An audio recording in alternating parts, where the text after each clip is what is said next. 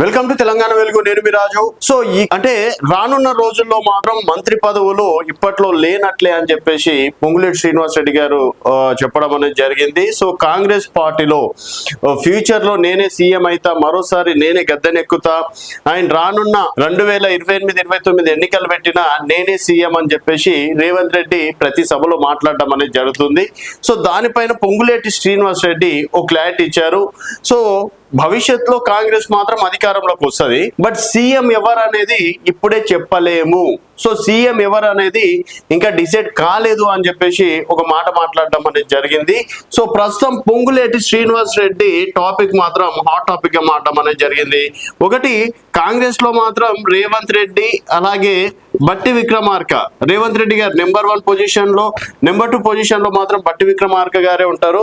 But CM ఎవరు అనేది ఇప్పుడే చెప్పలేం. సో సీఎం రేవంత్ రెడ్డి గారు మాత్రం ప్రతి సభలో నేనే సీఎం, మళ్ళీ మరో 5 సంవత్సరాలు నేనే ఈ కుర్చీలో కూర్చుంటా అని చెప్పేసి రేవంత్ రెడ్డి గారు చెప్తున్నారు. అండ్ ఇక్కడ పొంగులేటి శ్రీనివాస్ రెడ్డి గారు మాత్రం ఇంకా సీఎం ఎవరు అనేది ఇంకా డిసైడ్ కాలేదు. బట్ అంటే గతంలో మహేష్ కుమార్ గౌడ్ గారు కూడా చాలా సందర్భాల్లో ఏంటంటే ఇప్పుడు ఉన్నటువంటి అంటే 2028 వరకు ఈ 5 సంవత్సరాలు మాత్రము రేవంత్ రెడ్డి గారు మాత్రం సీఎం ఉంటారు, తర్వాత సీఎం ఎవరు అనేది మేము ఇంకా డిసైడ్ కాలేదు అని చెప్పేసి ఇక్కడ మహేష్ కుమార్ గౌడ్ గారు చెప్పడం అనేది పిసిసి చీఫ్ మహేష్ కుమార్ గౌడ్ గారు చాలా సందర్భాల్లో చెప్పినటువంటి మాట. అండ్ బీసీలని సీఎం చేస్తాం, బీసీలకి రాజ్యాధికారం, కామారెడ్డి డిక్లరేషన్ ప్రకారం 42% ఇస్తున్నామని చెప్పేసి చెప్తున్నప్పటికీ మరి రానున్న రోజుల్లో కాంగ్రెస్ పార్టీ బీసీ ముఖ్యమంత్రి అని చెప్పేసి ఇప్పటి నుంచే ప్రకటించగలుగుతుందా? అండ్ రేవంత్ రెడ్డి గారికి యాంటీగా ఈ మాట ఎవరైనా మాట్లాడతారా? అండ్ సో కాంగ్రెస్ పార్టీలో మాత్రం ఏదో జరుగుతుందని చెప్పేసి పొంగులేటి శ్రీనివాస్ రెడ్డి గారి చిట్ చాట్ ద్వారా అది బహిర్గతం అయిందని చెప్పేసి కూడా చెప్పుకోవచ్చు.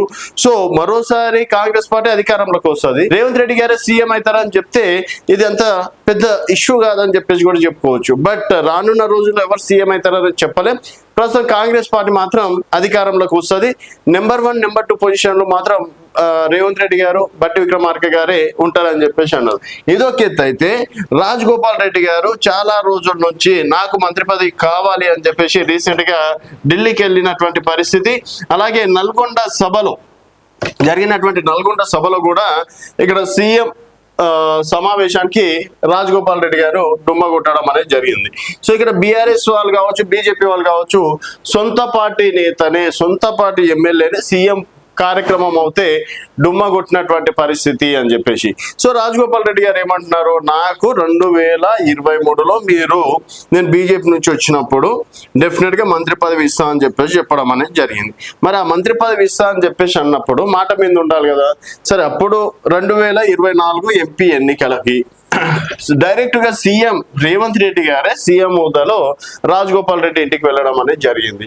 ఆ సమయంలో కూడా ఎంపీ స్థానం భువనగిరి కనుక గెలిస్తే డెఫినెట్ గా నీకు మంత్రి పదవి ఇస్తామని చెప్పేసి నాకు చెప్పారు. అండ్ నాకు ఢిల్లీ నుంచి కూడా ఏఐసిసి పెద్దలు కూడా నాకు మంత్రి పదవి ఇస్తా అని చెప్పేసి అన్నారు. దాదాపుగా ఇప్పటికీ 2.5 సంవత్సరాలు కూడా అయిపోయింది. సో మన జూన్ 3 నుంచి 2.5 సంవత్సరాలు కూడా కాంగ్రెస్ పార్టీ అయిపోయింది. సో 2.5 సంవత్సరాలు అయిపోతున్నా కూడా ఎందుకు మంత్రివర్గం పైన క్లారిటీ ఇవ్వలేకపోతున్నారు? దాదాపు ఇంకొక 2 మంత్రి పదవులు ఖాళీగా ఉన్నాయి. 2 మంత్రి పదవులు ఖాళీగా ఉన్నప్పుడు, ఇద్దరికి అవకాశం ఉన్నప్పుడు నా పేరు ప్రకటించడానికి ఏమైంది అన్నది రాజగోపాల్ రెడ్డి గారి క్వశ్చన్. అండ్ ఇక్కడ మంత్రివర్గ విస్తరణ మాత్రం ఇప్పట్లోనే ఉండదు అని చెప్పేసి ఇక్కడ పొంగులేటి శ్రీనివాస్ రెడ్డి గారు చెప్తున్నారు. అండ్ మంత్రివర్గంలో మాత్రం డెఫినెట్ గా నాకు చోటు కల్పించకపోతే నా తడాకేదో నేను చూపిస్తా, నా దారి నేను ఎంచుకుంటా అని చెప్పేసి రాజగోపాల్ రెడ్డి గారు చెప్పడం ప్రస్తుతం కాంగ్రెస్ వర్గాల్లో హాట్ టాపిక్ గా మారడం అనేది జరిగింది. మరి రాజగోపాల్ రెడ్డి గారు కాంగ్రెస్ లోనే ఉంటారా, లేకపోతే ఇతర పార్టీలకు వెళ్లే అవకాశాలు ఏమన్నా ఉన్నాయా?